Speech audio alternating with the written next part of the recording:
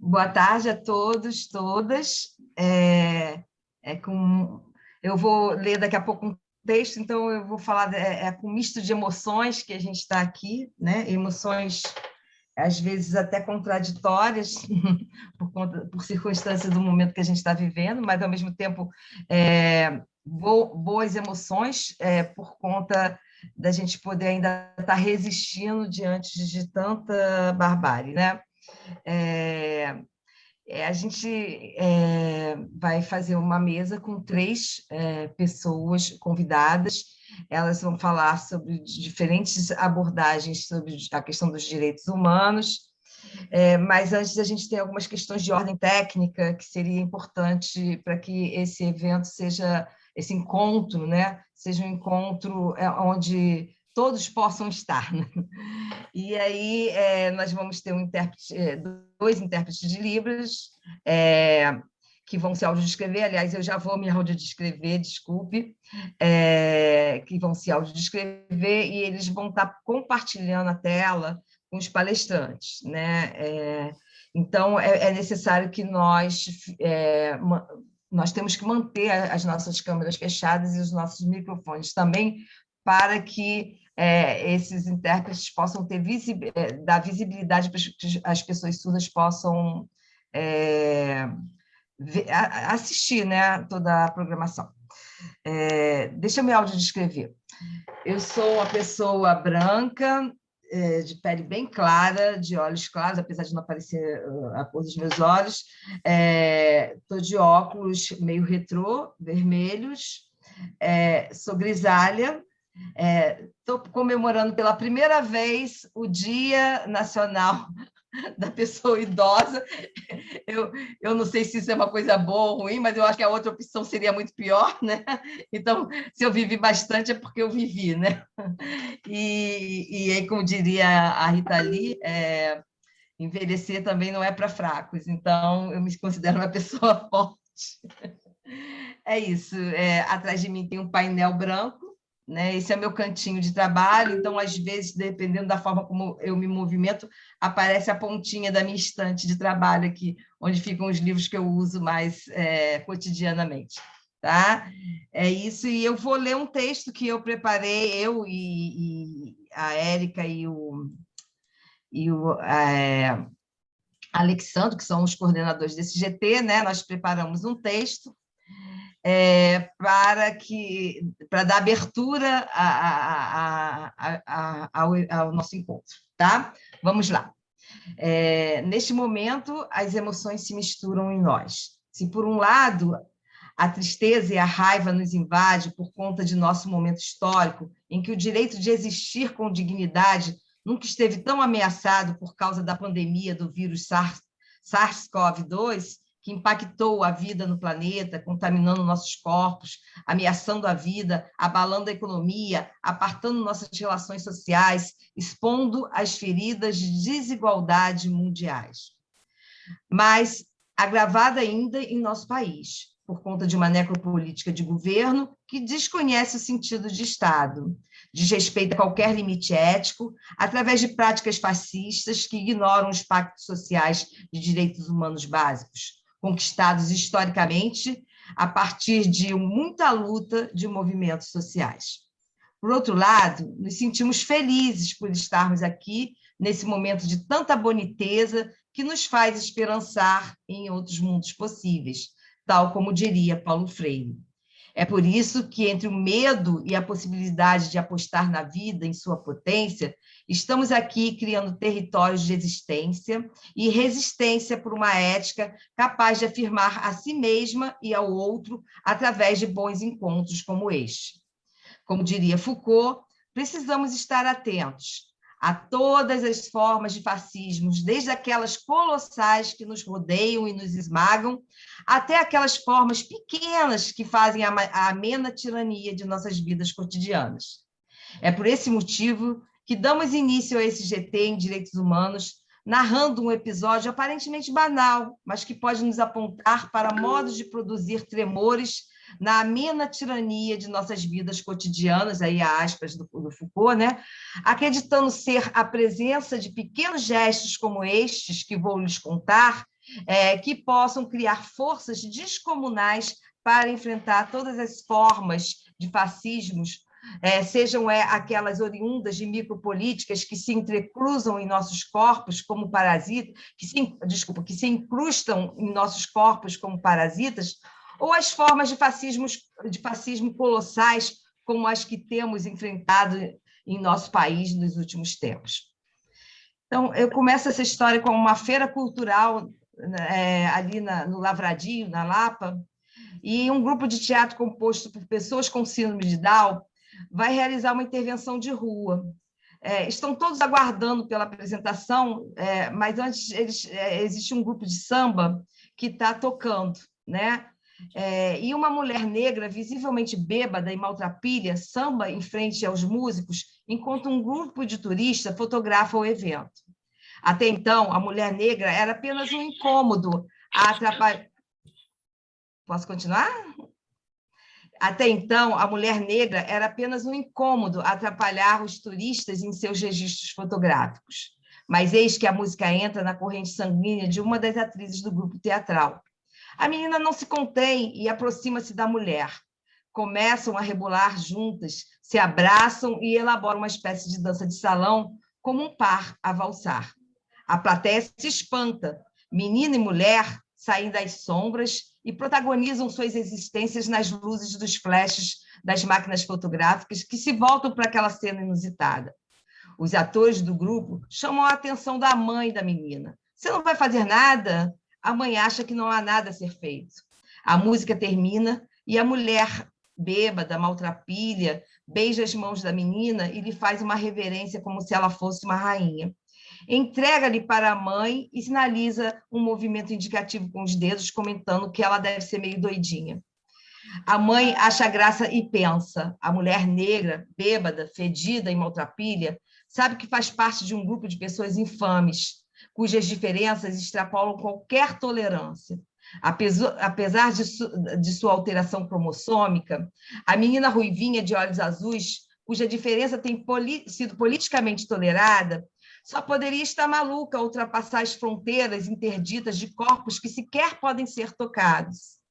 A mulher e a menina talvez não tenham consciência do que acabam de produzir, mas para a mãe foi inevitável não pensar. Um corpo que existe já é uma resposta ao mundo.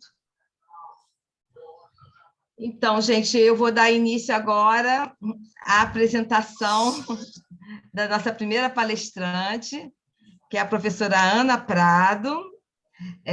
Vou falar um pouquinho sobre a Ana, bem breve, tá? A gente evitou essa coisa do academicismo, do currículo, e aí eu vou falar basicamente, e aí a Ana vai entrar e vai se audiodescrever.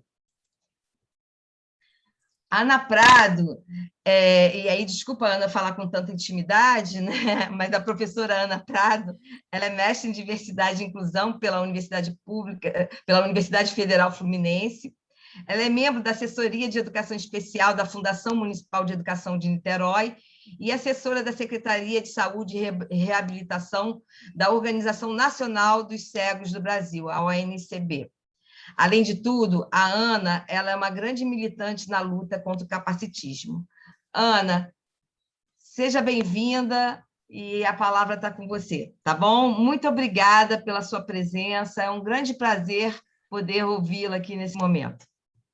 Oi, gente, boa tarde, vocês me ouvem, me veem? Tá tudo certinho aí? Tudo sim, Ana, tudo certinho. Gente, muito obrigada pelo convite, agradeço muito a organização por terem se lembrado de mim, agradeço a presença e a participação de cada um de vocês, e é um prazer estar dividindo essa mesa com a Dani e com o Cristiano.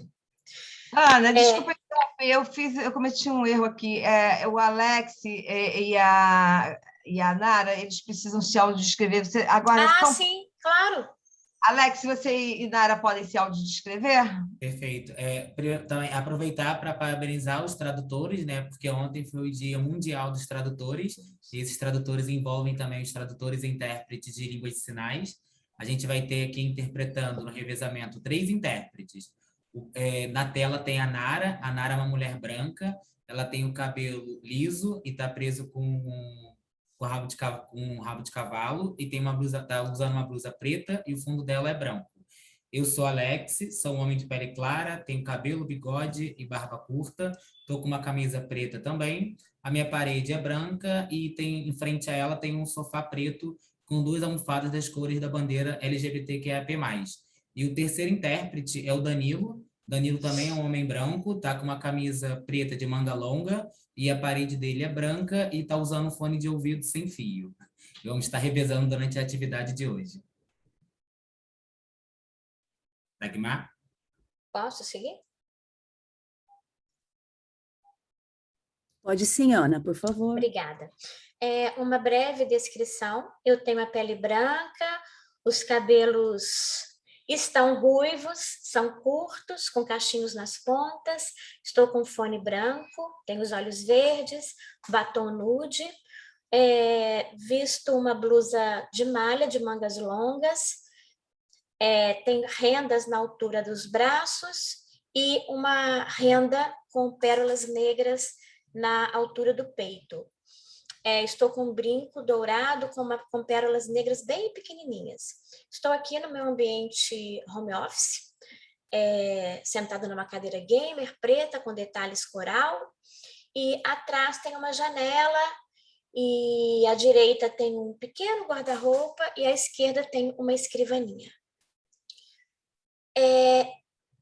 Eu começo com uma provocação. Por que a necessidade de dar brilho à diferença se esta seria a condição humana? Porque nós, seres humanos, muitas vezes, reduzimos uma pessoa a uma única característica. E aquela característica que representa o que falta naquela pessoa. Por que a gente deixa de ver o restante, ignora as suas características, todas as outras suas características que compõem a sua subjetividade? É exatamente por isso que a gente está aqui, para a gente refletir, problematizar, discutir e, quem sabe, encontrar alguns caminhos e, a partir desse encontro de novas perspectivas, mudar, o nosso jeito de pensar e de agir diante do outro, que é diferente da gente. Estranho dizer isso, porque já que todos somos diferentes. Mas para isso, eu faço um convite a cada um de vocês. Eu peço que vocês se distanciem, tentem se distanciar de si nesse momento. Deixem de lado os seus preconceitos. Tentem enxergar o mundo, pelo menos por esse instante, pelo menos durante esse encontro, com outros olhos. Enxerguem além do que os olhos veem. É preciso que a gente se distancie da gente mesmo, para que a gente possa perceber o outro e perceber a nossa realidade. E eu ilustro isso com um pequeno trecho do prefácio do livro Pedagogia do Oprimido, do grande Paulo Freire. Uma camponesa, diante de um quadro, ela diz o seguinte: gosto de discutir sobre isto, porque vivo assim. Enquanto vivo, porém, não vejo. Agora sim, observo como vivo. Então, a gente precisa trazer para o presente a nossa realidade, o que a gente vive, para que a gente possa contemplar, problematizar e, quem sabe, provocar mudanças. E quando a gente fala de diferença, de uma outra forma de ver o mundo, de ver o outro, a gente tem que falar um pouquinho da diversidade, A história da humanidade, ela nos revela inúmeros episódios de conflitos, das relações entre os diferentes. Nós temos aí um grande exemplo, que é o Holocausto, que exterminou milhões e milhões de judeus, ciganos, negros, homossexuais, pessoas com deficiência, enfim, todas aquelas pessoas que não cabiam no que era concebido como corpo normativo, o que era estabelecido como padrão de normalidade. Essas pessoas que se apresentavam assim, Eu digo apresentam porque a gente, e eu me incluo nisso enquanto pessoa com deficiência, né? Nós que não pertencemos ao que é entendido pela sociedade como normal, o que é aceito, a gente não é exterminado, pelo menos de uma forma efetiva, né, fisicamente, porque existem filtros sociais que controlam as pessoas, mas somos colocados à margem, somos subestimados, somos inferiorizados. Então, o nosso grande desafio aqui, nesse momento formativo, nesse encontro de problematização das relações, dos processos inclusivos, é a gente entender, pelo menos tentar entender, né? Quais são os obstáculos que impedem ou que dificultam a gente perceber os mecanismos de inclusão. O que obstaculiza, né, a superação desses obstáculos que geram as barreiras sociais, que são impostas por nós, enquanto sociedade. E essas barreiras vão impedir ou vão dificultar o acesso de muitos corpos, de muitas pessoas a seus direitos, direitos humanos, que são direitos de todos nós, já que todos somos humanos enquanto espécie. Somos diferentes enquanto seres sociais, enquanto subjetividade, mas somos iguais enquanto espécie. Porém, temos os mesmos direitos. Todos temos os mesmos direitos. E se somos diferentes, temos modos diferentes de acessá-los. E é isso que a gente precisa garantir para cada um de nós. Nós estamos aqui num evento onde se pensa e se discute os direitos humanos e temos a presença imprescindível dos intérpretes de Libras. Sem eles, esse evento não poderia acontecer. Aliás, nenhum evento, seja ele virtual ou presencial. Então, nós temos que entender isso. Direitos humanos é a garantia da felicidade para o maior número de pessoas. E essa felicidade inclui saúde, educação, enfim, ela poder fazer tudo o que ela quer fazer, mantendo a sua individualidade, né? A sua diferença sendo respeitada. E quando a gente fala das pessoas com deficiência, que é o grupo em que eu me enquadro, apesar de que todos, né, que somos marcados de modo radical pela diferença, estamos aí na mesma luta, né? Estamos em busca da garantia dos nossos direitos. Mas me voltando um pouquinho aqui para o grupo em que eu pertenço diretamente, que é o grupo das pessoas com deficiência, eu quero lembrar a cada um de vocês que a deficiência não é minha, é nossa. A deficiência é uma produção social. Se eu estou num ambiente que me acolhe do jeito que eu sou, a minha deficiência não vai ser evidenciada. Se eu estou num ambiente, num contexto social que não me acolhe do jeitinho que eu sou, cega, e com todas as minhas outras características, já que a minha cegueira é apenas uma delas. E volto a dizer, apesar de muitas pessoas darem brilho apenas a essa característica, ignorarem todas as minhas outras características. E aí a gente precisa falar sobre o capacitismo. O que é o capacitismo? O capacitismo é a discriminação de uma pessoa em virtude da sua deficiência. Né? É você subestimar suas capacidades sem dar voz a ele, sem perguntar a ele se ele consegue, se ele sabe, se ele dá conta de fazer sozinho. E se ele não der conta de fazer sozinho, isso não faz menor do que ninguém, porque vivemos numa comunidade, numa interdependência. Alguns dependem mais, outros dependem menos. E a vida que segue. Outras pessoas manifestam a discriminação diante de uma pessoa com deficiência, julgando que ela é doente, que ela precisa ser curada para ser aceita, para ser acolhida nessa sociedade que se diz normal. Em outros momentos, nós somos vistos como super-heróis, temos superpoderes, simplesmente porque eu arrumo meu café da manhã, simplesmente porque eu moro sozinha, simplesmente porque o cadeirante pega o ônibus. Nós não queremos ser super-heróis e nem coitadinhos. A gente quer apenas ser humano e ser aceito e acolhido do jeitinho que nós somos. E isso não é favor, isso é direito.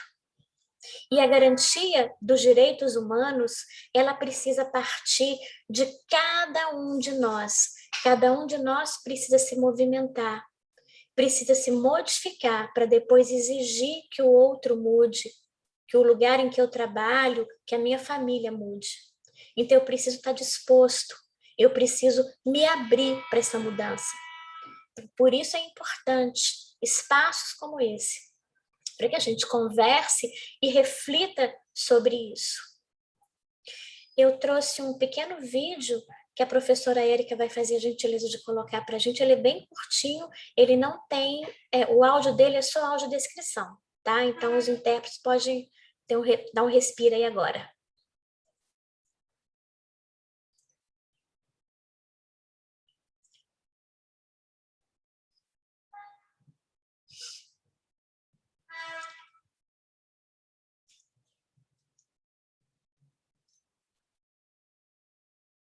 Gente, eu preciso saber se deu para ouvir o som. Eu desliguei. Não. Ah, então vou fazer novamente. Obrigada. Está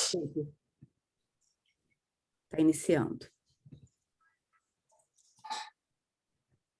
Por favor, me digam sobre o som. Fachada de uma escola. Deu.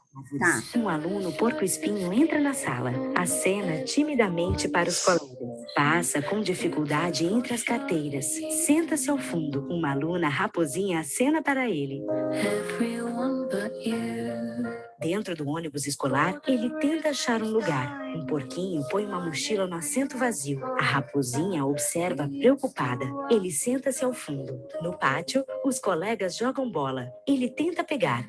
A bola cai sobre sua cabeça. Fura. Decepção. Um porquinho empurra os colegas no balanço. Recolhe as mãos perto do porco-espinho. Ele entra tristonho no ônibus. A raposinha acena. Ele senta-se ao seu lado. Esbarra e fere o rosto dela com os espinhos. Olha pela janela. Neva lá fora. A escola está enfeitada para o Natal. Dentro, a raposinha cochicha com os colegas. Eles saem da sala. Ele sai da escola cabisbaixo.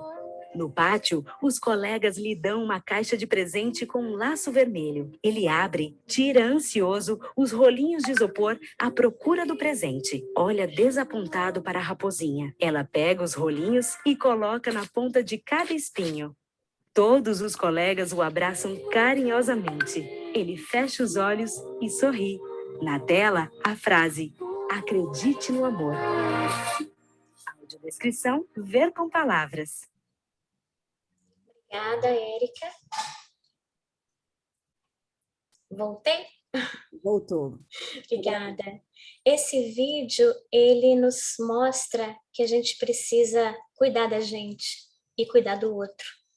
Cuidar tem a ver com curar. Curar é a gente acompanhar, é a gente dar tempo ao tempo e amadurecer. Então vamos acolher o outro do jeito que o outro é. Um acolhimento incondicional de um outro que é absoluto, que é diferente da gente, já que somos todos diferentes uns dos outros. E eu já estou encerrando, né? E eu quero finalizar com uma citação da grande Clarice Lispector, uma grande inspiração. Ela diz assim: se tudo existe, é porque sou. Mas por que esse mal-estar?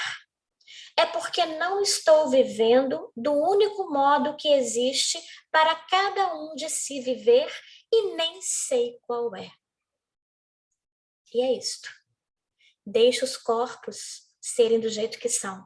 Antes de nós, pessoas com deficiência, termos o direito de cabermos nos contextos sociais, a gente precisa ter o direito de caber no nosso corpo. Eu não tenho que ser consertada, eu não tenho que ser modificada e eu não tenho que ser eliminada.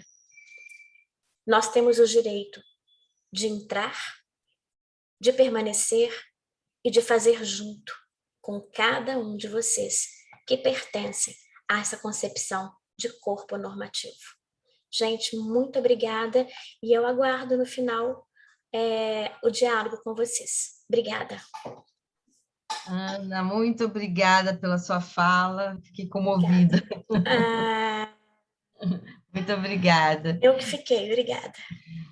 Eu queria chamar a professora Érica, porque ela coordena, ela está aí dando suporte, porque eu sou uma negação na parte técnica, e apresentar a professora Érica, o Alessandro, você já se apresentou, né, Alessandro, ou não? Sim, já. E aí eu também está dividindo a coordenação desse GT junto comigo.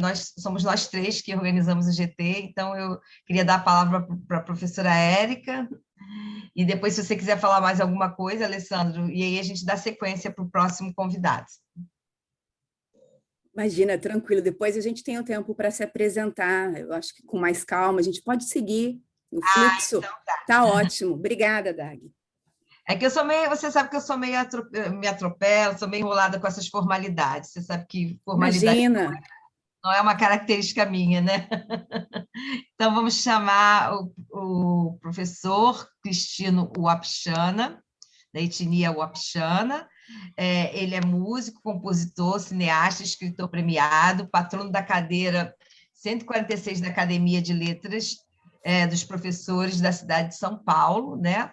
Ele realiza trabalhos relevantes em prol da cultura indígena brasileira e coordenou o NEARIM, que é o Núcleo de Escritores e Artistas Indígenas do Embrap. E ontem, na verdade, nem foi ontem, já tinha, Cristino, eu falei para você, nós temos alguém em comum na nossa vida, que é uma grande amiga minha, que é a ilustradora do seu livro Boca da Noite. Eu tenho o livro, tá? Eu tenho o livro.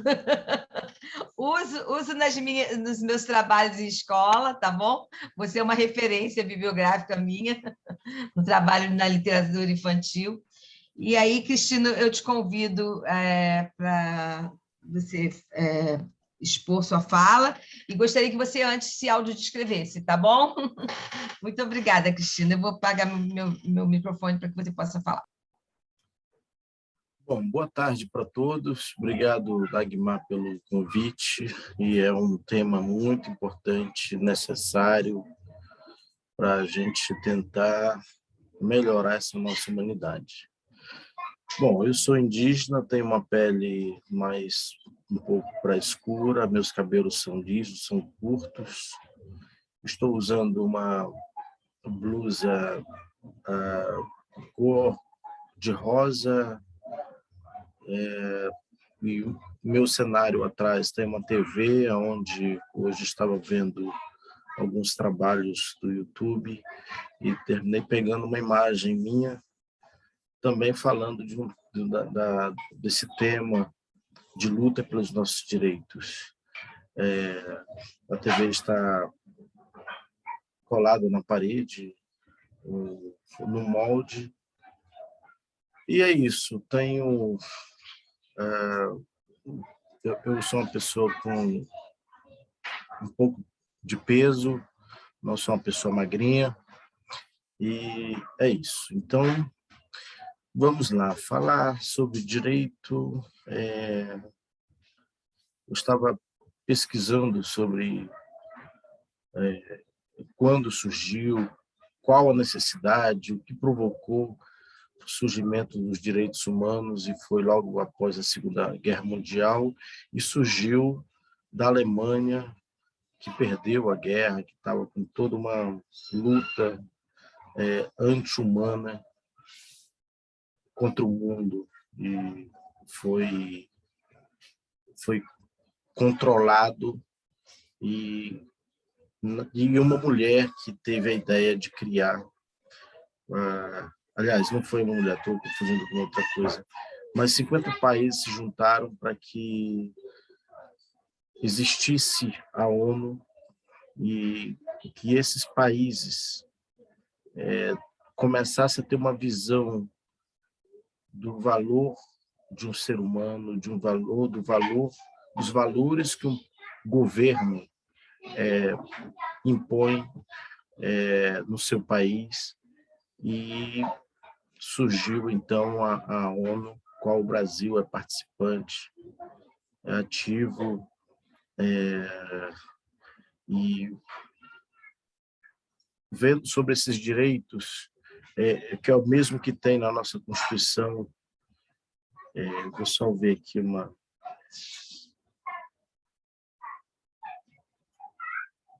Só um minuto. Aqui. Vou colocar o óculos aqui para ler, porque eu achei super interessante isso. Eu vou entrar no assunto. Foi em 45, 50 países se reuniram para criar a ONU, entre eles o Brasil, para manter a paz e a segurança internacional por meio pacífico e cooperação global. Sua mais importante regra, valores universais humanos, foi em 1948, diz que todos os seres humanos nascem livres e iguais em dignidade e em direitos. Todos podem gozar do seu direito à vida. Não há nada mais importante do que a própria vida, essa existência dentro de um corpo, o qual somos dono. E ao longo da história, desde que mundo é mundo, o outro sempre quis dominar o outro. Trabalhou sempre para escravizar, para dominar o pensamento, dominar tudo que o outro tinha de direito por ser humano, e o escravizou. Dentro dessa linha, você vê a Europa inteira,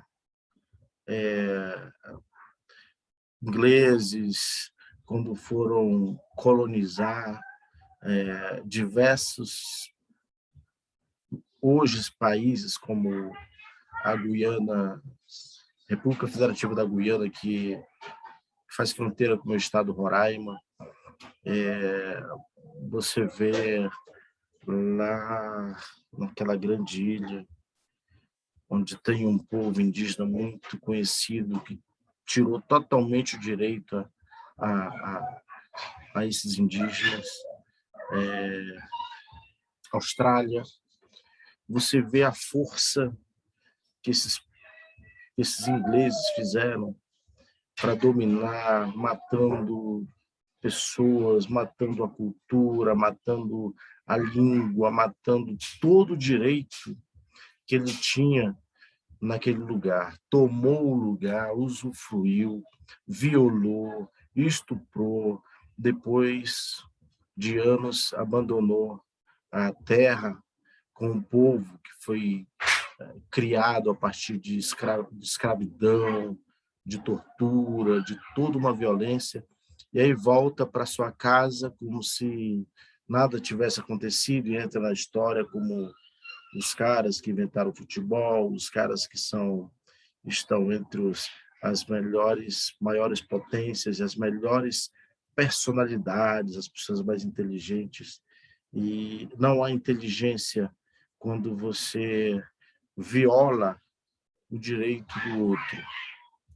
Então, a Europa é cheia disso. Portugal entrou nesse lugar que foi chamado depois de Brasil, e matou mais de quase 1000 povos. E aí, como nós estamos falando de povos, estamos falando de um grupo completo que não precisa de um outro povo para sobreviver. O meu povo, o Wapitiana, tem mais de 5.000 anos que mora em Roraima, numa única região, perto do Monte Roraima. o Brasil foi criado um dia desse a partir de uma violência. E aí preferem nos chamar de tribo, porque tribo não tem o peso de povo, não tem o peso cultural, não tem o orgulho de você pertencer a um povo, sabe? Uma sociedade altamente civilizada, altamente competente para viver no mundo sem depender do outro. Aí nos chamamos de tribo, porque tribo não tem esse peso. Mas o interessante é que o meu povo tem mais de 4.500 anos em Roraima. E esse Brasil foi criado um dia desses. E fica estranho como se eu, por exemplo, chamasse ou falasse com alguém brasileiro, falava assim, você é da tribo brasileira? Parece que não faz sentido algum, não tem peso algum, não tem nada, não traz nada. E nos chamam assim, nós somos povo que está vivo, continua com a língua muito viva, perseguido, como a maioria, todos os povos são perseguidos, e por essa ideia de evolutiva, de evolução, essa ideia de progresso, um progresso que degrada tudo, o rio, as matas, as pessoas, destrói tudo que está pela frente, os seres que estão ali, e aí temos uma meia dúzia de ricos que continuam no poder, manipulando políticos, e aí eles invadem ainda as nossas terras, que por direito, não nossas, mas o direito que nós temos nesses territórios que os políticos dizem, jornalistas dizem, pessoas desinformadas dizem que são terras indígenas, eram para ser, porque todo esse país é terra indígena. Mas, no artigo 231 e 32, quando trata dos direitos indígenas, diz que essas terras que dizem ser indígenas não são do Brasil. E o que nos é concedido é simplesmente o direito de usufruto. Eu só posso estar lá para manter minha cultura, mas o território não me pertence. Eu só tenho que manter a minha cultura, e esses locais que foram reservados para esses povos que estão sendo violados por garimpeiros, madeireiros, fazendeiros, grileiros, políticos, artistas. Gente, tem artista famoso que tem terras que fazem grandes derrubadas lá em Roraima. Artista conhecido que não precisa, artistas grandes lá do Centro-Oeste que grilam terra. Imagina, isso é terrível. Um artista ele tem a missão de trazer para esse mundo não só não perder o encanto das coisas, da vida, de tudo, mas ele tem a sensibilidade de trazer para o povo sentimentos bons, e não coisas ruins desse tipo. E aí a gente vê uns artistas atuais com uma arte muito ruim e que estão em cima do muro e não toma nem para um lado e nem para o outro, porque tem a vida muito confortável, enquanto ribeirinhos, indígenas, LGTBI a mais, né? Negros, pobres, que pagam para toda essa despesa desses políticos estúpidos que estão aí.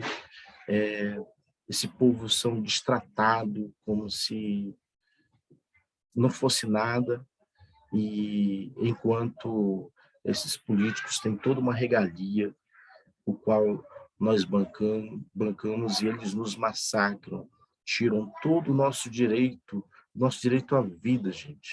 Não existe um povo sem um território. Como é que ele vai viver sem um território? Não tem como ele viver sem um território. E o que nós somos de ameaça país desse tamanho, que tem um exército, que tem uma marinha, que tem uma aeronáutica, que os indígenas ameaçam um país desse? Nunca. Como é que vamos de flecha bancar, trocar tiro com aqueles canhões, aqueles blindados vergonhosos, sucateados, que parece mais uma Maria Fumaça, um fumacê, mas que tem a pólvora ali, que tem um poder muito grande de destruição. Não dá. E a gente fica nessa, buscando a sobrevivência, o direito à vida, o direito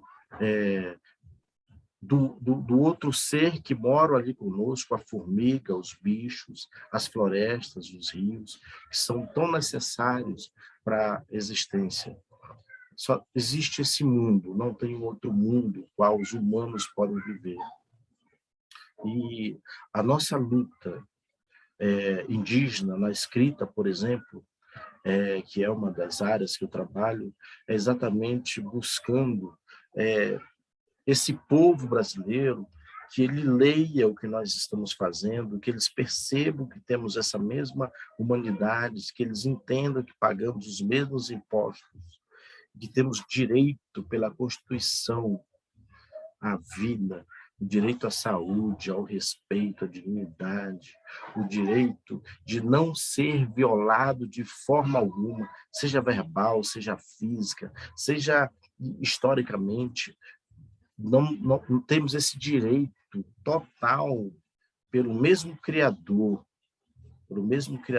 Temos a mesma formação física por esse Criador, e que, infelizmente, o outro não tem a consciência, por talvez ter um pouco mais de grana, por talvez ter um estudo numa universidade europeia, que parece que a Europa é um negócio extraordinário, mas não, são só gente que exploraram outras gentes para que eles pudessem ter bons carros, uma boa vida.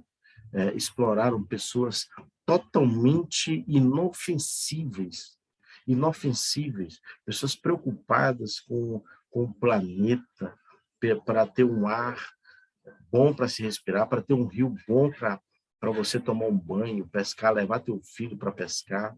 Mas não, eu estou aqui em São Paulo, você vê um rio tão bonito quanto o Tietê, e aí está todo poluído, podre, não tem nada ali dentro, a não ser a própria sujeira desse povo que se diz civilizado, que mata o próprio lugar que ele toma água. Então, é nessa ideia de humanidade que nós trabalhamos a nossa literatura, para dizer que não existe uma outra humanidade, uma humanidade inferior à outra. Não somos gente. Eu sou um escritor que o maior prêmio da literatura latino-americana é o Prêmio Jabuti. Eu tenho um aqui em casa. Um dos grandes prêmios da Europa é o Peter Pan, também tem essa premiação. Então, nós somos totalmente capazes de fazer, de exercer qualquer função. Estamos presentes dentro de qualquer sociedade, como educadores, como médicos, como auxiliar administrativo. Os indígenas estão espalhados no Brasil inteiro, na América Latina inteira, e mesmo assim as pessoas tentam nos esconder como se nós fôssemos, de fato, uma raça inferior, e não existe isso. Então, o que nós queremos, precisamos de uma humanidade melhor.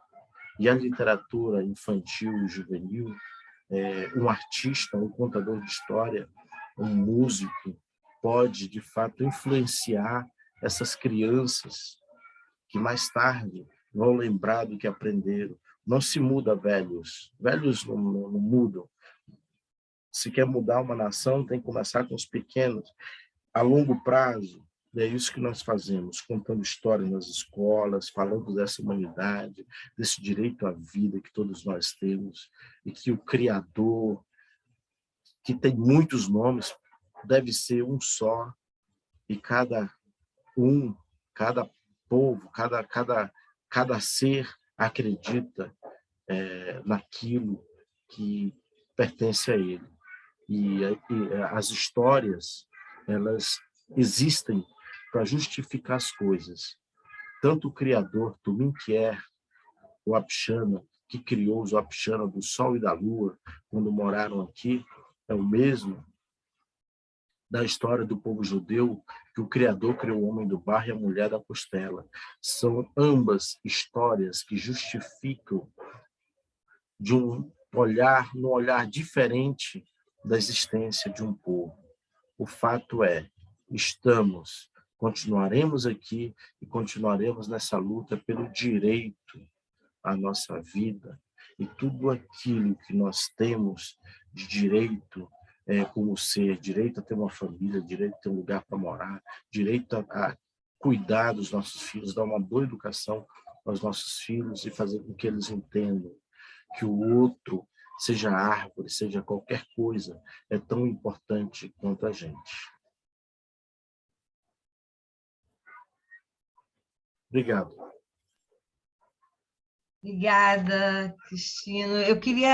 Você foi falando e aí eu fui escrevendo aqui, rabiscando, e aí eu queria te agradecer por nos lembrar o sentido da palavra civilização, por nos interrogar sobre o que é ser civilizado e, principalmente, por nos mostrar que a palavra território não diz respeito a um domínio geográfico, mas sim a uma história, a história de culturas e de existências cujos saberes e narrativas foram sendo tecidos intergeracionalmente muito antes desses processos de colonização que ainda insiste em dizimar povos, que insiste em apagar a nossa história.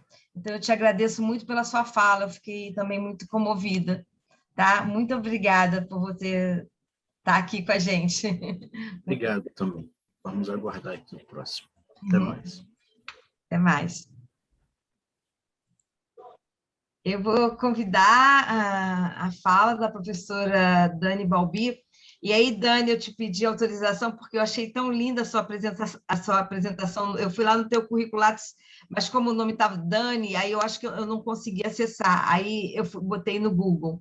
E aí saiu muitas apresentações, mas essa do Instagram me encantou. Então, e você me autorizou, então eu vou falar a do Instagram. A Dani, a professora Dani Balbi, ela é roteirista, é professora da Escola de Comunicação da UFRJ, ela é doutora em Ciência da Literatura, além disso, ela é comunista, ela é feminista, ela é LGBT transexual e é antirracista. Que essas qualificações finais são as que mais me importam. Dani, a palavra está com você. Bom dia, aliás, boa tarde a todas e todos. Eu sou uma mulher negra de cabelo crespo, ele se encontra preso, eu uso um vestido estampado, que está praticamente fora de quadro. Atrás de mim há uma parede branca em que se encontram algumas fotos de familiares e lembranças afetivas.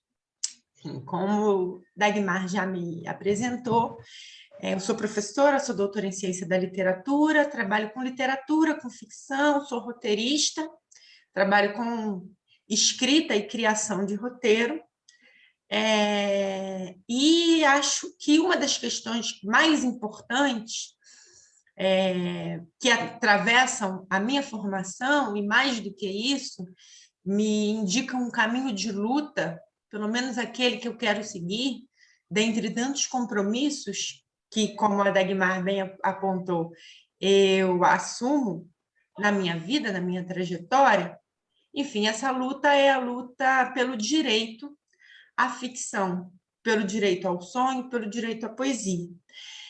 E acho que nada mais justo, na verdade, e pertinente, do que começar com a referência um texto formativo para todas e todos os estudantes de literatura especificamente, mas não só, estudantes de arte em geral, de ficção, que é o texto do professor Antônio Cândido, intitulado O Direito à Literatura.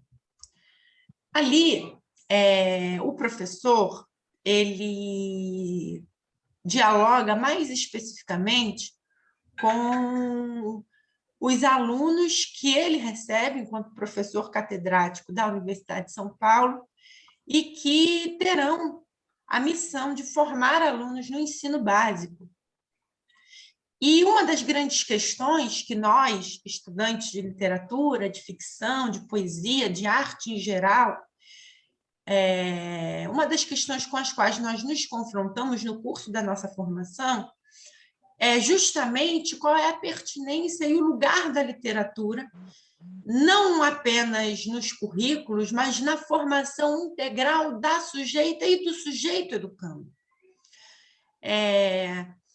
E nós não temos respostas prontas, porque, em que pese a maioria de nós gostar muito de literatura, o sistema educacional enquadra a literatura como ferramenta, muitas vezes, para o alcance de outras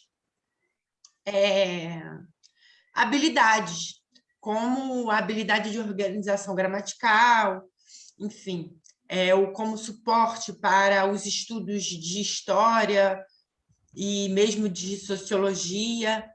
E nós sabemos que a literatura tem um sentido próprio, uma pertinência específica. E o professor Antônio Cândido, como um dos maiores humanistas e um dos maiores professores, um dos maiores críticos da história da literatura brasileira, e arrisco dizer um dos maiores críticos do mundo acerca do tema específico da literatura e também da arte em geral, dialogando com os seus alunos, que estavam em vias de se formar professores para atuar no ensino básico, tentou responder essa inquietação que vivia no seio dos seus formandos. E ele escreveu esse texto em que ele dialoga em forma ensaística, então um texto bastante aberto, como, em geral, é a marca do professor Antônio Cândido, do falecido já professor Antônio Cândido, com esses alunos e com as funções que o sistema educacional e os gestores da educação, em geral, apresentam para a literatura e aquilo que nós achamos que deve ser ou devem ser as funções da literatura. Em primeiro lugar, ele trata sobre aquilo que ele chama de função universal da literatura. E aí, ele traz à cena a necessidade de que, participando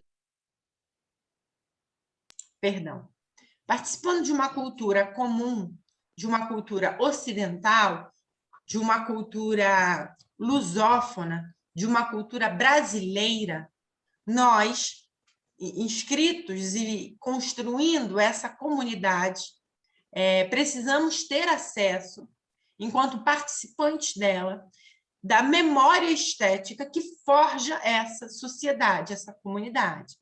Então, é importante, naquilo que se refere a essa função universal, os universais da literatura, que nós, profissionais de literatura, educadoras e educadores, da disciplina de literatura, propiciemos contato com essas obras aos nossos alunos, para que eles possam conhecer desde a Ilíada de Homero, as tragédias gregas, possam conhecer Camões, possam entender a importância e a complexidade de Shakespeare, possam, obviamente, travar contato com Machado de Assis, com Zé de Alencar, com Guimarães Rosa, enfim. Bom, vou fazer aqui uma proposta. Oi? Por favor, tem alguém com o microfone ligado? Por favor, está interrompendo a palestrante. Pode desligar, por favor? Pode continuar, Dani. Enfim, desculpa. E, nesse sentido, trazer essas referências para nos formar e para nos apropriar E isso fala muito a profissionais da educação que atuam em contextos de maior vulnerabilidade, onde a herança humana que constrói a nossa sociedade não chega. E esse é um grande desafio. E fazer o sujeito educando, a sujeita educanda, senhoras e senhores desse material. Porque a nossa sociedade se reconhece no espelho, que é sempre retroflexo. E esse é um dos elementos dinamizadores da formação cultural. E sem isso, nós estamos mais vulneráveis no que se refere à colocação no mercado de trabalho. Nós, numa sociedade que nós sabemos que é marcada por racismo, por misoginia, por LGBTfobia, né, por toda sorte de hierarquização de classe, numa sociedade capitalista, agora mais do que nunca neoliberal, não conhecer e não se apropriar dos produtos de cultura que formam a nossa sociedade é uma das formas de nos deprimir, de nos oprimir e de nos alijar do processo de decisão ou do centro das articulações, nos alijar da participação efetiva em todas as formas da nossa sociedade. E nós sabemos muito bem o preço que pagamos quando não conhecemos a nossa cultura, quando não nos apropriamos das nossas referências, quando não temos as condições de retomar e dialogar com o referencial que nos forma enquanto brasileiras. Então, seria essa uma das primeiras funções do ensino da literatura, essa função de tornar íntimo o sujeito humano em processo de formação, o sujeito educando, com esses universais, com essas referências universais da cultura ocidental, da cultura brasileira, obviamente num processo sempre dialético de questionamento do cânone, né? Mas é importante que nós incorporemos o cânone, né? Então, que nele entre Carolina Maria de Jesus, Conceição Evaristo, mas que entre ao lado de Homero, de Clarice Lispector, enfim. A segunda função da literatura seria a função social, que difere bastante, aliás, no centro, no cerne, da função universal, né, dessa relação da literatura com os seus universais de referência. A função social se liga diretamente à possibilidade de formar trabalhadoras e trabalhadores da arte, né, seja escritoras ou escritores, mais diretamente, mas também dramaturgas, roteiristas, pessoas que trabalham com arte. E vejam, a literatura, ela é a arte da palavra, a arte que lida com a materialidade ou as materialidades da palavra, nos seus aspectos fonéticos, morfológicos, e cria universos para deleite. Então, formar-nos, né, enquanto operadoras e operadores da palavra, numa perspectiva de profissionalização, mas ainda que não seja, capazes de lidar com diversos sentidos da escrita, da língua, e com diversas formas de construção de sentidos, estratégias de figurativização, não e aí é importante que nós notemos, não é a instrumentalização da literatura para, enfim, adquirir habilidades gramaticais, mas é entender, através da literatura, como é que o universo, né, os sentidos de figurativização, a linguagem não referencial, não fádica, mas poética, nos seus mecanismos de construção da própria poeticidade, da literariedade, vão se conformando. E essa habilidade, ela é importante também. Então, o sentido social seria a formação de todas e todos os operadores da linguagem. Não no sentido da norma gramatical, mas justamente na extrapolação das possibilidades da linguagem especificamente ainda, na construção do universo poético, do universo diegético. Esse é o sentido social, né? Porque, vejamos, nós, alunas, alunos, né? E falo aqui em ensino básico, mas talvez não nos restringamos tanto, nós vamos ao teatro, eventualmente, nós vamos ao cinema, eventualmente, nós compramos livros, eventualmente. Então, se nós não conseguimos acompanhar, né, em grau maior ou menor de abstração, aquilo que é construído, nós temos dificuldades ou pelo menos nós temos uma parte significativa da vida humana em sociedade, que é o deleite estético, bloqueada. Então, é essa formação enquanto operadores, no sentido da profissionalização, mas também depuradores da arte. Agora, o mais importante, e no final o professor Antônio Cândido fecha com essa referência, é a função humana da literatura. Porque a função humana não exclui as outras, ela inclui como um feixe de interseções, mas ela fala do lugar onde as palavras não chegam, onde o próprio exercício da crítica, o exercício duro da crítica, daquela crítica métrica, daquela crítica formalista que nós somos ensinadas na universidade, não resolve. E aí eu vou dizer o seguinte, eu estava... Nesses últimos meses, eu retomei as próprias tragédias gregas, os ciclos de tragédias gregas. E são conhecidos por nós, né? Porque são tão impactantes e são tão fundacionais da humanidade que nós, pelo menos em parte, ou no geral, conhecemos a história de Helena e Alexandre, ou Paris, e os desdobramentos da Ilíada. Mas nós não conhecemos, às vezes, toda o cosmos de relação dessas tragédias com enfim, a própria épica homérica. E eu fui retomar essa leitura, né? Enfim, as tragédias elas têm cerca de 2.500 anos.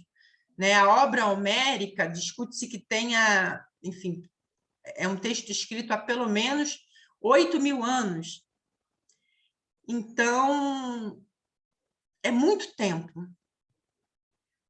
E ali existem desenvolvidos conflitos humanos, conflitos metafísicos, conflitos que endereçam o ser humano na sua indagação acerca do seu sentido, do sentido da sua existência, do sentido das suas relações, questões que são muito específicas, eu vou, enfim, tratá-las aqui diretamente, superficialmente na realidade, como a híbris, como a desmesura, que são a híbris, aquela autoestima que na realidade se transforma ou se transmuta em arrogância,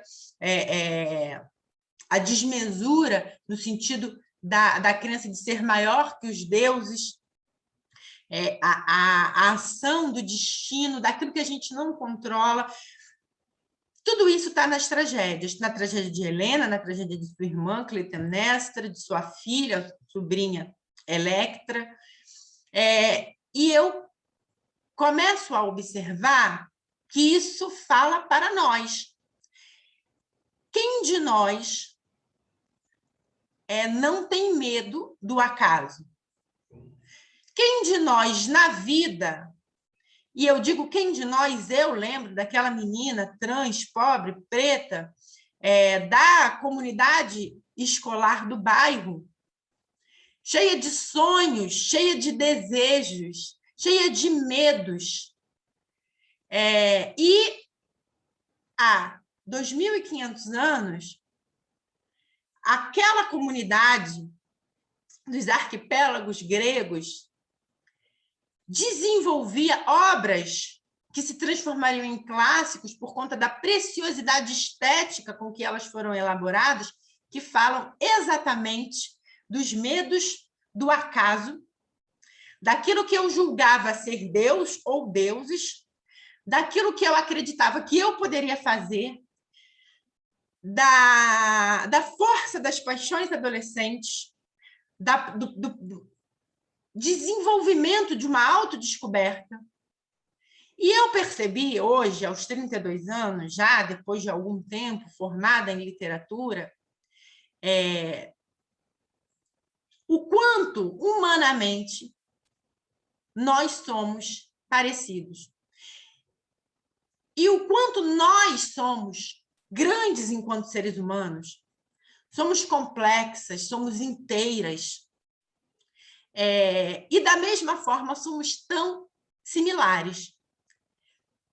Não importa muito a distância temporal. Existe algo de nuclear, eu não diria essencial, porque a palavra é pesada, mas de nuclear, que liga todas as experiências humanas. E é essa grandeza que se expressa nos medos, nas promessas, na autoestima, na negação da autoestima e na relação com os seus pares e com os elementos da natureza, transformados metafisicamente ou na sua fisicalidade concreta.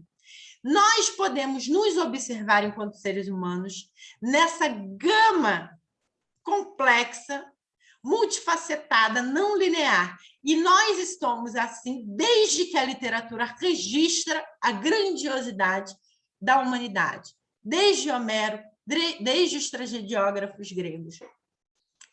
E assim nós seremos.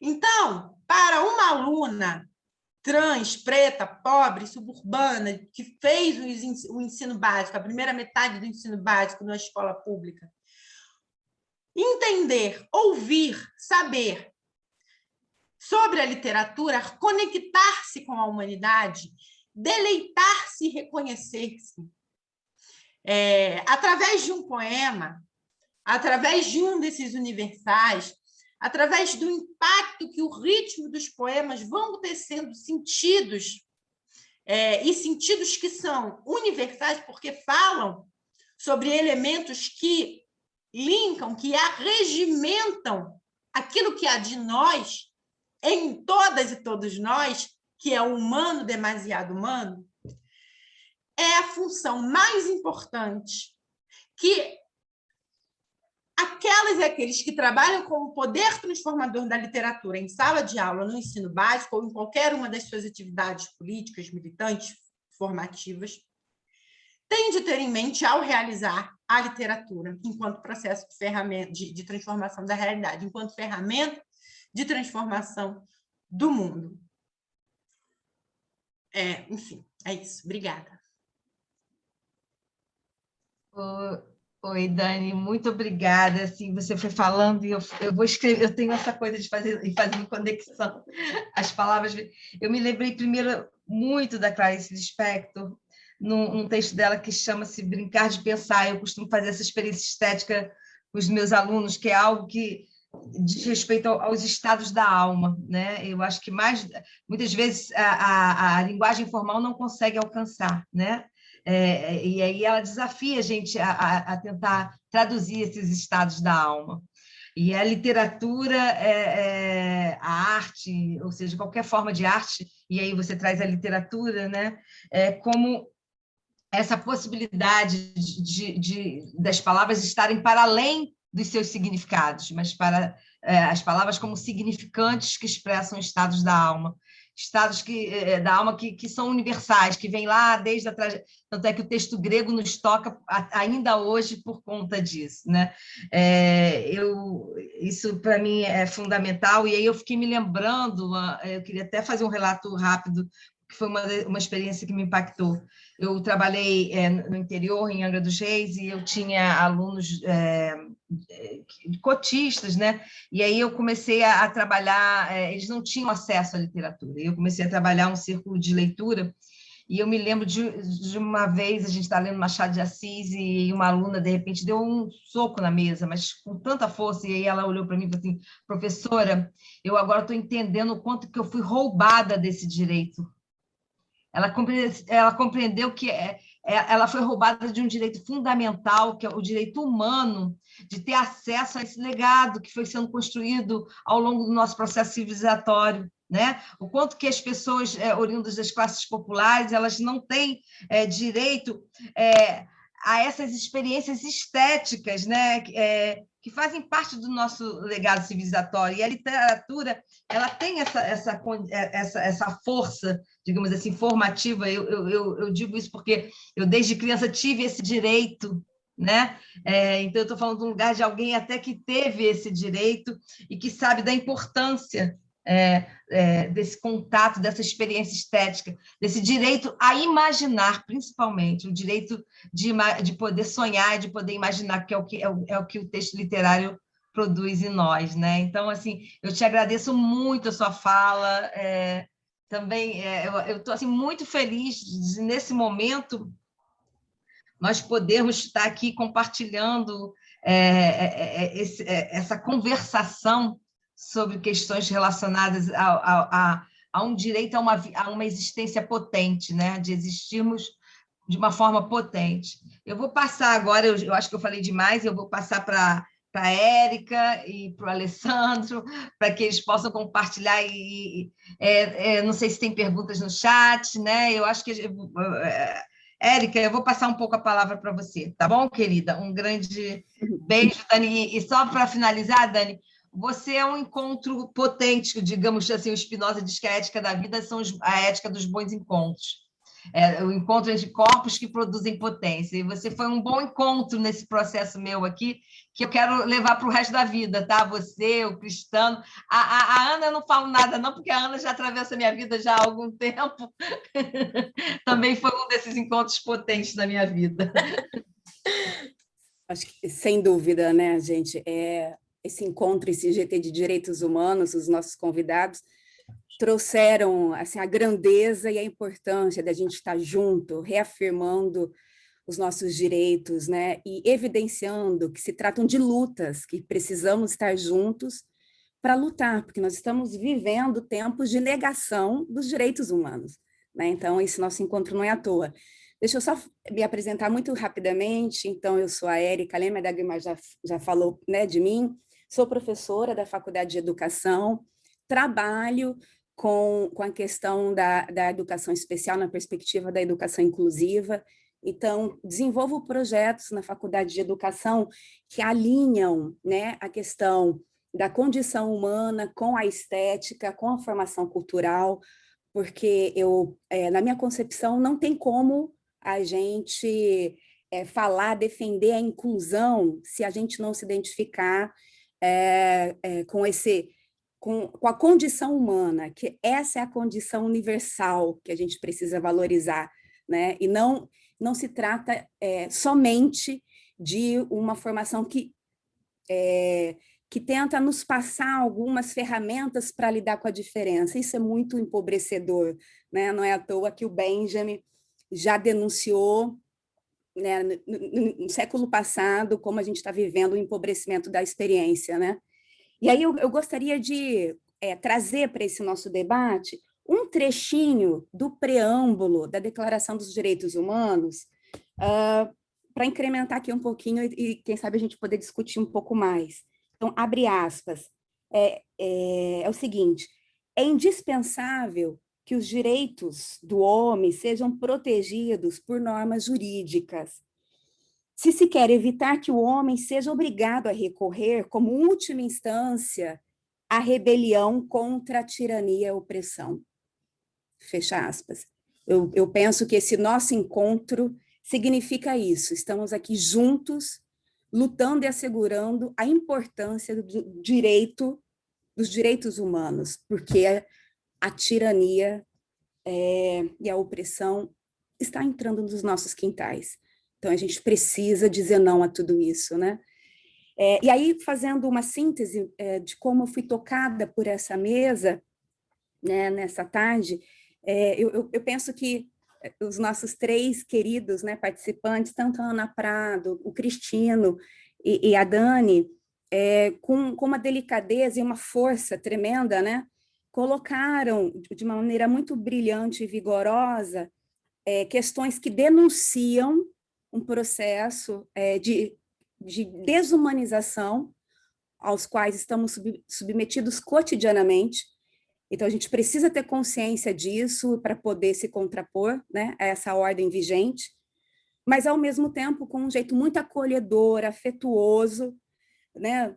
Os três trouxeram, anunciaram, né, as possibilidades e as potencialidades de seguirmos nos humanizando. E aí vem, né, à tona toda a questão. A Ana começa com a questão do cuidado, da alteridade, do acolhimento. Cristino e Dani coroam, né, fecham, né, brilhantemente com a questão da estética, da literatura, da língua, do reconhecimento que somos povos, desconstruir essa questão de que essa visão dicotômica de mundo, né, que existe o eu e o outro, não.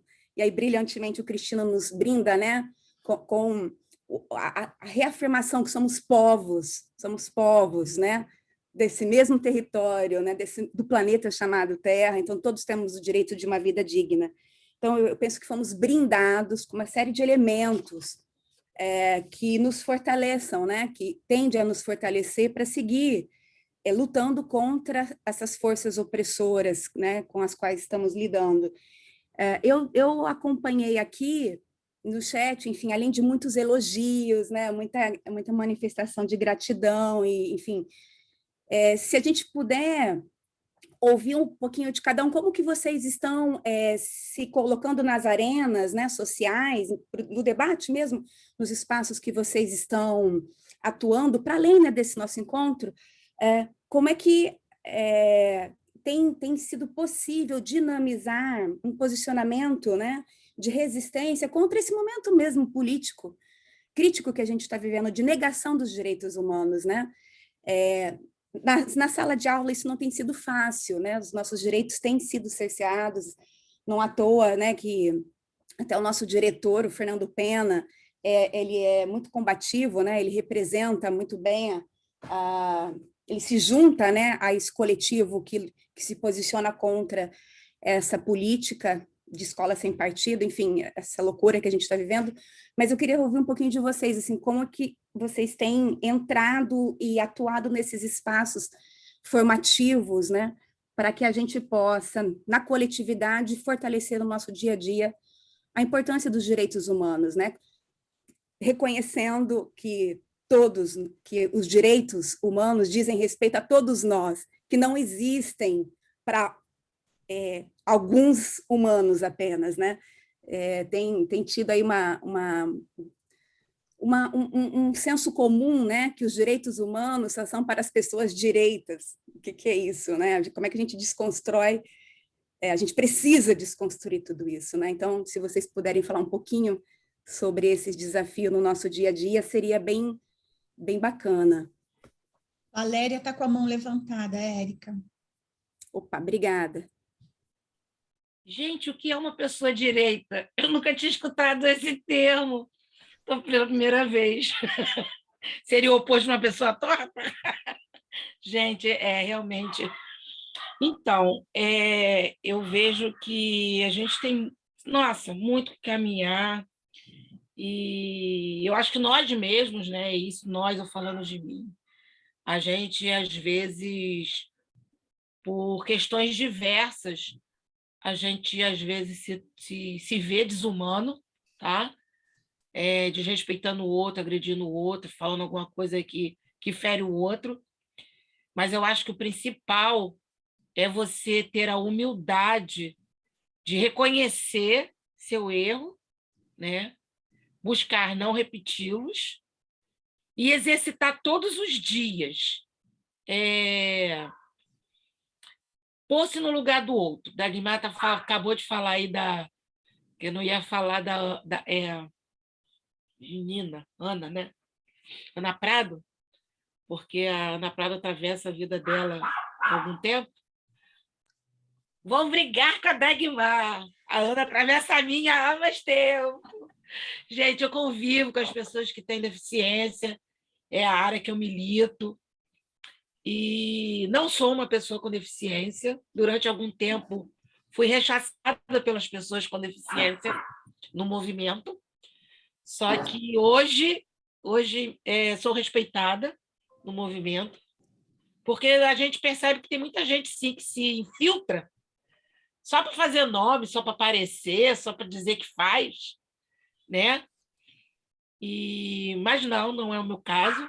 Hoje eu sou a mãe de uma pessoa com deficiência, de uma jovem surda, com deficiência física e deficiência intelectual, mas eu escolhi ser mãe dela porque ela é surda. As outras deficiências vieram depois por questões de saúde.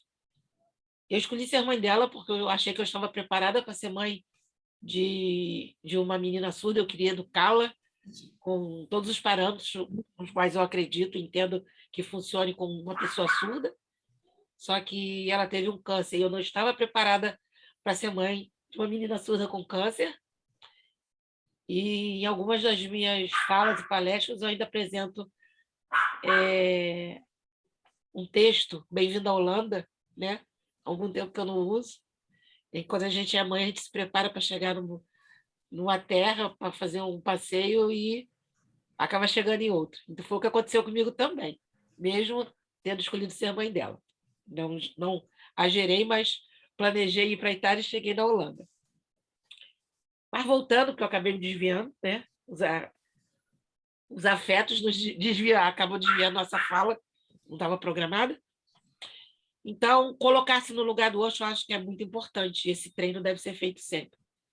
Então, com as pessoas que eu convivo e respeito, eu costumo o tempo inteiro falar com elas, voltar-me para elas, mesmo que seja uma pessoa surda que esteja com um intérprete. No meu caso, eu dispenso o intérprete, porque eu converso com os surdos através de sinais, mas se tiver com o intérprete, dependendo da situação, eu falo, o intérprete pode interpretar. Conversar com uma pessoa usuária de cadeira de rodas, e sempre que possível, ficar na altura da pessoa, sabe? São coisas assim, quando você está com uma pessoa que tem uma deficiência visual total, que é uma pessoa com cegueira, não arrastar a pessoa, parece que está pegando a pessoa, um objeto. Então, é uma série de atitudes que a gente deve ter para realmente incluir a pessoa. Então, acho que é um exercício diário. Você garantir direitos humanos é um exercício diário. E você também aprender a conviver com as pessoas e entender que seus direitos também são feridos, né? Porque a gente também encontra muitas pessoas que nos ferem. Mesmo e principalmente na academia. Tá? Eu estava aqui conversando agora, eu fui uma pessoa muito pobre, não posso dizer que estou no mesmo... Não sou igual antes, porque estudei como a Dani, né, Dani? Estou muito feliz com a sua fala e melhorei um pouco a minha vida. Mas, assim, algumas coisas a gente vai carregar a vida inteira e, por causa disso, a gente também é muito ofendido e os nossos direitos são feridos. Então, ser mulher nessa sociedade é difícil, ser negra nessa sociedade é difícil. Então, tem uma série de diferenças que a gente carrega. Idoso, né, que eu já estou caminhando para os 60 anos. Então, uma série de coisas que nós carregamos conosco que fazem com que nossos direitos sejam feridos. Então, isso é assim, um pouco do que eu vivo, um pouco do que eu passo e um pouco do que eu tento trabalhar em mim para me tornar ainda uma pessoa melhor. É um exercício diário. Depois eu queria que, se pudesse, que o palestrante falasse um pouco da relação do povo dele e dos povos em gerais, né, que corre-irmãos, com relação à terra. Acho tão lindo quando eles falam da terra, da mãe terra. Obrigada. A gente que agradece, Valéria. Obrigada. Rejani, você está com as mãos levantadas? Eu estou. Boa tarde, eu sou a professora Rejani, trabalho na UF, junto com a professora Érica e a Dagmar. Já fui professora do Alex. É bom agora a gente estar como colega. E sobre a minha cabeça, eu vou começar porque Valéria me perguntou, há uma mandala, que é uma produção indígena do sul da Bahia. Eu sou uma mulher de cabelos castanhos escuros, olhos claros, verde escuro, uso óculos, tenho a pele branca Estou usando também um colar artesanal de sementes e um vestido colorido, florido. Estou sentada numa poltrona vermelha. E a minha questão, assim, que me suscitou, né? Eu já participei outra vez do grupo e agora vim aqui e ouvir, né, a lindeza da fala desses palestrantes maravilhosos, né? Foi professora da Ana também. Isso,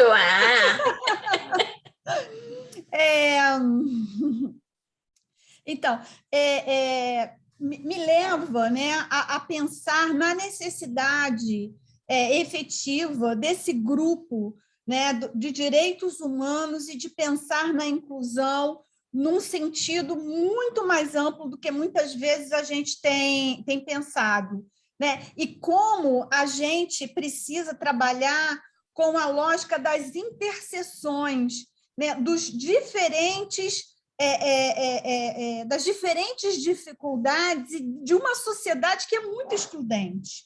Então, o que é uma sociedade inclusiva? Né? É isso, já conversamos eu e Dagmar uma vez, e a gente participou de uma live juntos, e ela diz, a mãe dela não consegue, muitas vezes, atravessar 3 pistas com um sinal. Né? A Rejani tem, muitas vezes, dificuldade, né, de enxergar letrinhas pequenas. Por quê? Porque eu não vejo mesmo. Estamos todos caminhando para a terceira idade.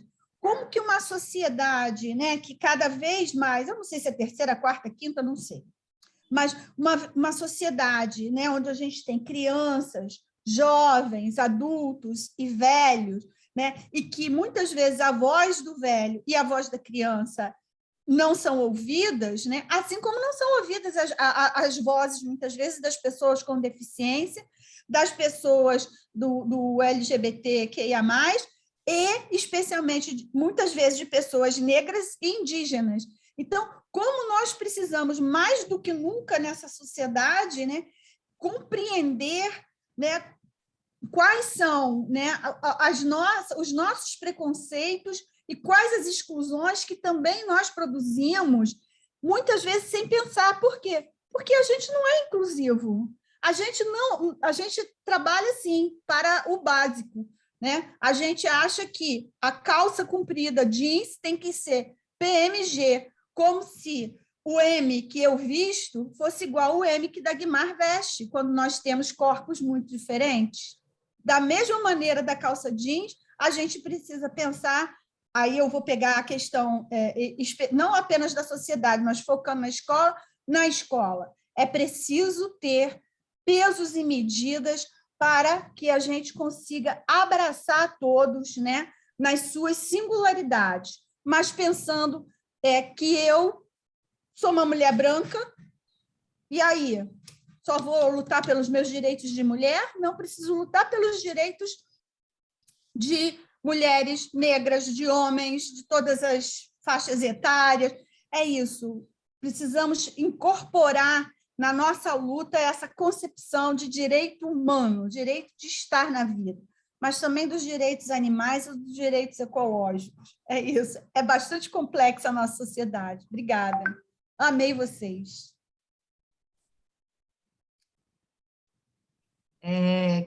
Cristina, você quer responder à professora Valéria? Ela solicitou para você falar um pouquinho sobre a questão da territorialidade, né? Vocês estão me ouvindo? Sim, sim. Sim. Será que o Cristiano Talvez saiu? ele caiu, né? Estou procurando aqui. Oi. Bom, você ouviu?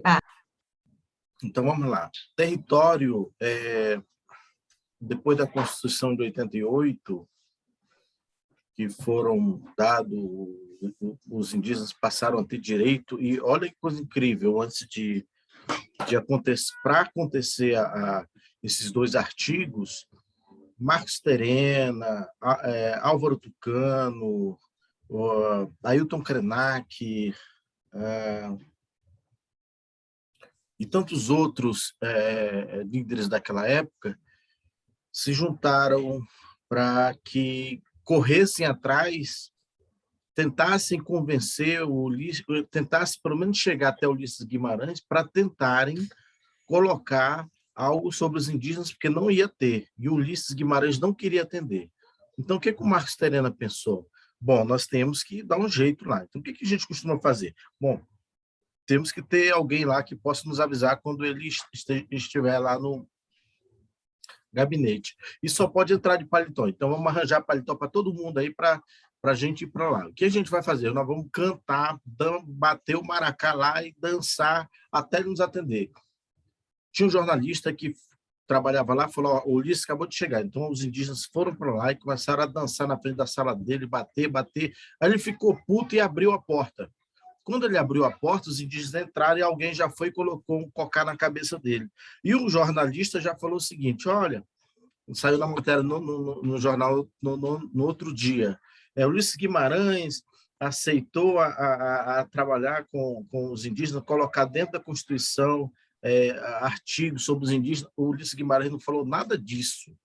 E aí ele sentiu-se pressionado a fazer, e aí com a ajuda de alguns políticos da época lá, que era a favor dos indígenas, que se criou um grupo e começaram a trabalhar para que a gente tivesse pelo menos esses 2 artigos que tratam sobre o território, sobre o que nós representamos para o país, sobre o direito à lavra, por exemplo, à terra. O que diz lá?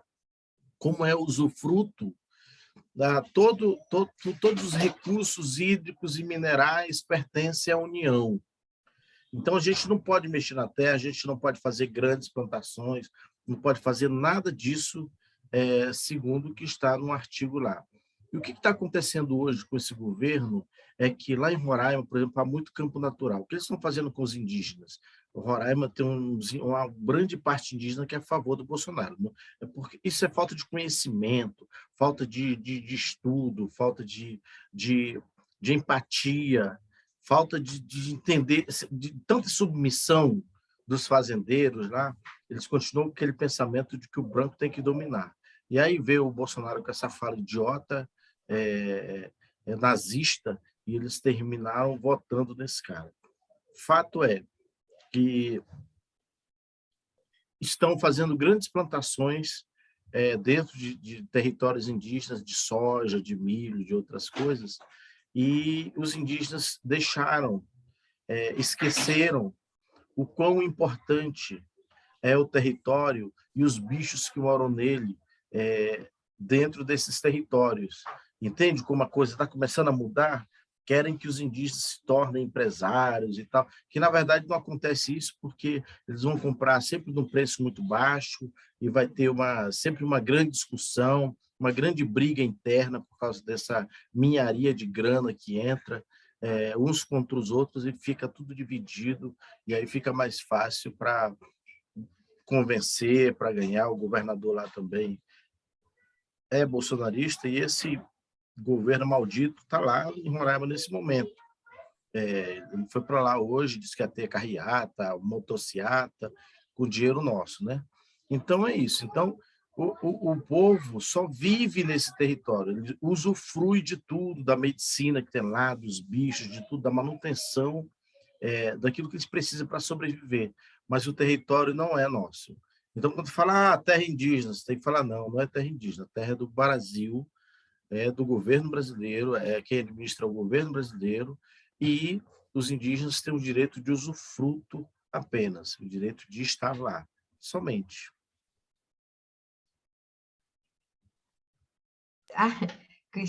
Cristina, eu estou aqui ouvindo você falar, eu fiquei pensando aqui, a questão é uma falta de entendimento, porque aí usando a literatura grega, Dani, a tragédia grega do Sófocles, o Édipo, né? Que Narciso acha feio aquilo que não é espelho, né? As pessoas não conseguem enxergar a partir, né?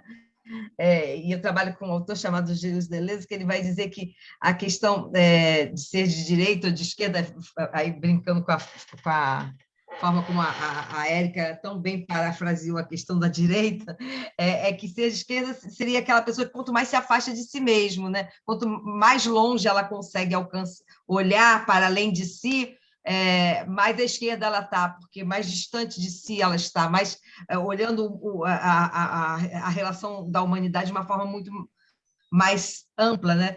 E aí entender que é uma outra lógica de vida, não é a lógica do capital, né? Os povos indígenas têm uma outra relação com a terra, uma outra relação, digamos, uma ecosofia, né? Digamos, uma filosofia ecológica, e que não está atrelada a esse modelo empresarial, esse modelo, enfim. E é isso que me incomoda, né? Essa discussão. Por que eles não produzem? Porque a relação de produzir, a produção da vida para eles é muito mais importante do que uma produção econômica. Exatamente. E é isso que a gente tem que entender, né? E por isso que eu falei a questão do entender o que a civilização fez, né? O que o processo civilizatório, aonde ele nos levou, né? É isso que a gente tem que questionar. O que a religião tem feito também, Dagmar, porque quando você vai observar quem apoia esse governo, evangélicos, e aí você vai nas aldeias, aonde estão plantando? Aonde estão os evangélicos, as aldeias evangélicas. Sim. Então, a religião é muito forte, né?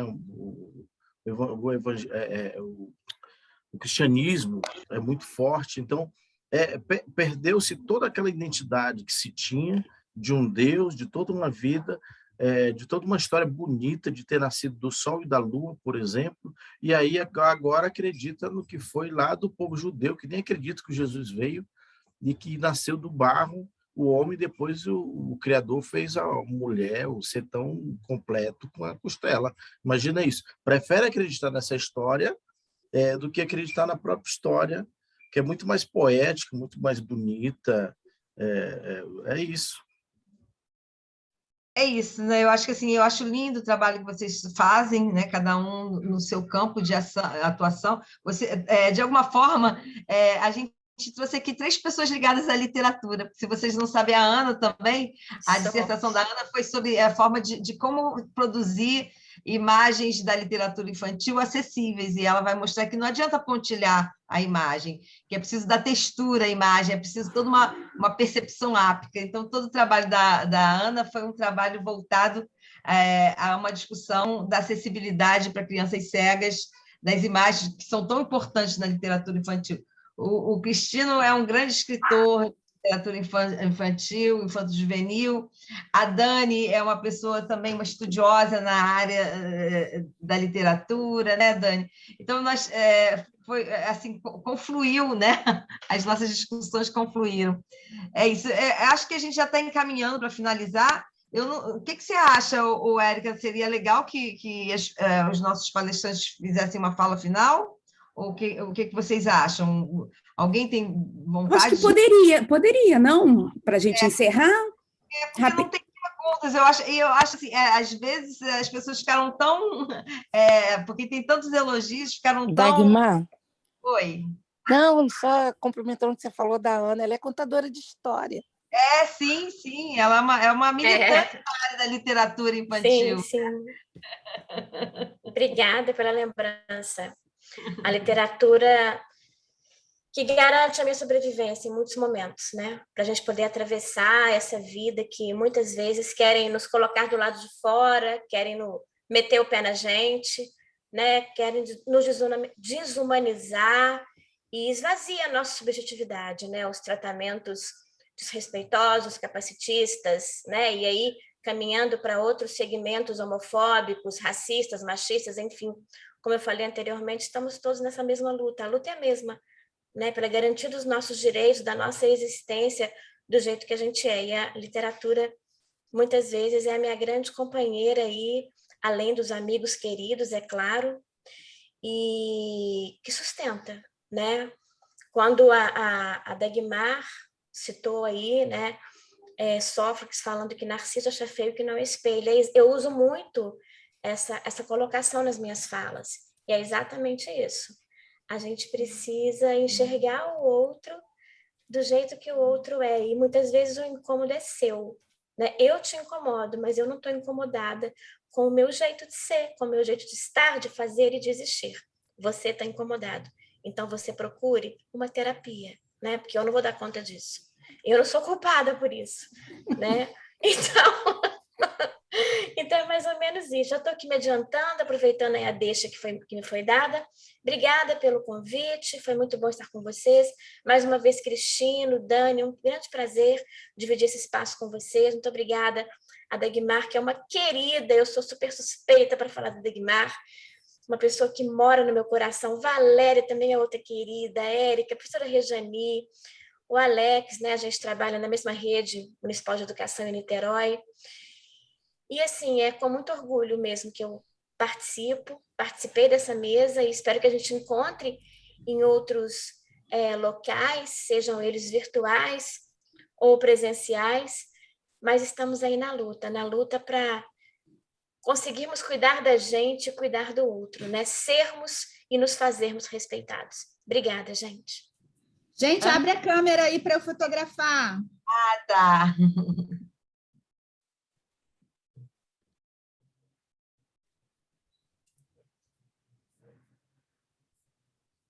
Como a gente está indo para o encerramento, Cristino, quer se despedir, enfim, e Dani também? Fiquem à vontade. Obrigado pelo convite, Dagmar, Érica. É muito bom conhecer a Ana. Também conta história, Ana.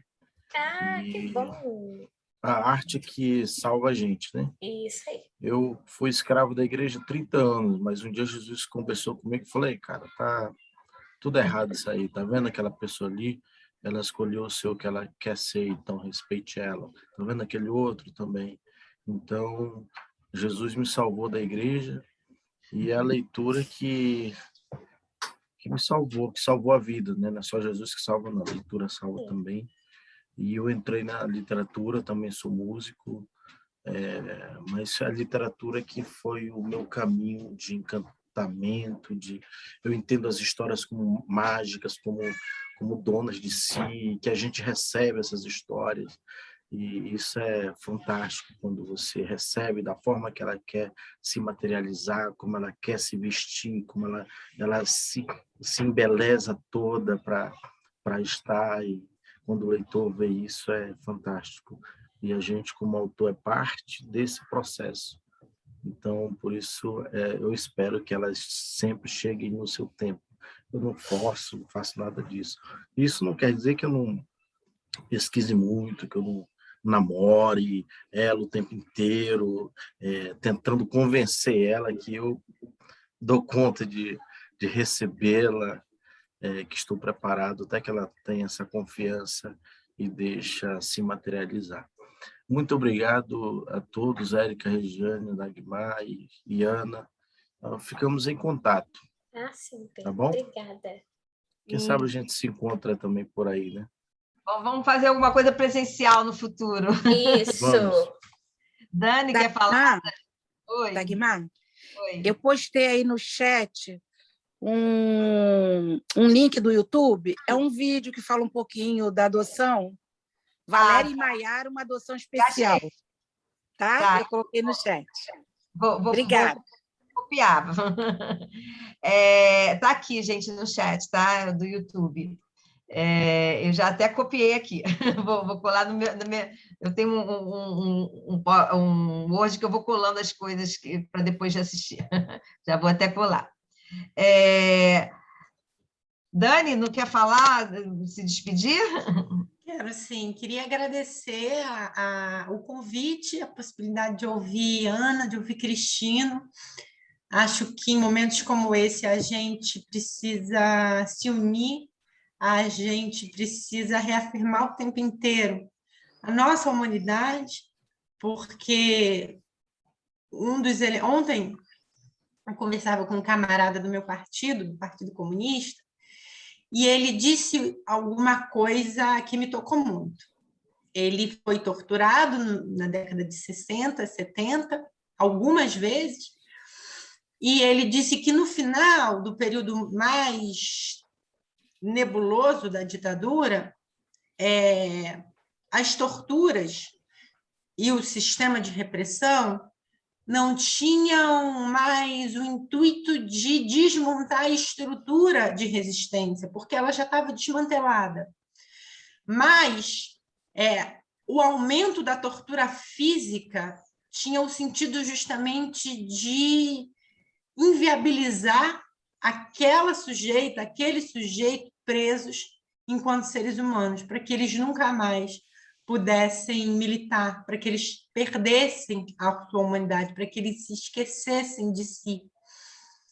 E ele disse, ele é um camarada querido, valoroso, e ele disse que aguentou a tortura, porque ele dizia, isso vai passar e eu vou nunca me esquecer do porquê que eu estou aqui, e eu vou continuar lutando, e é assim que eu vou derrotar o fascismo. Acho que esse evento e as palavras dele me deixaram um pouco emocionada, e acho que quem não, né, nesses últimos anos. Então, queria agradecer por estar aqui, por ouvir Ana, por ouvir Cristina, agradecer da Dagmar, lembrar que a gente vai resistir, que a poesia e a arte são um instrumento de superação, de luta contra o fascismo, de resgate daquilo que mais bonito, pulsante e político existe em nós. Muito obrigada.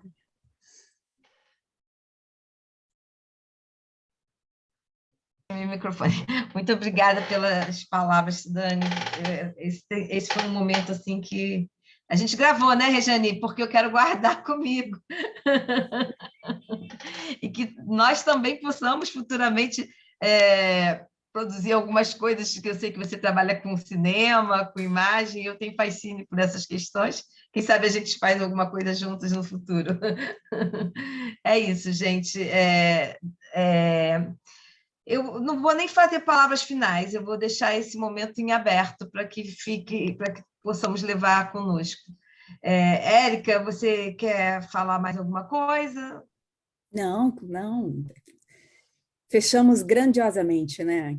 Que encontro maravilhoso. Gratidão pela presença de todos, né? Os nossos palestrantes, o pessoal que esteve aqui conosco, vários participantes. Que GT lindo, hein? Sigamos unidos. Sim. Um grande beijo para todos. Beijo. A resistência dos fortes. Vamos seguir. É isso. Até a próxima. Até a próxima. Até a próxima. Obrigada, gente. Um beijo. Beijo. Tchau. Tchau.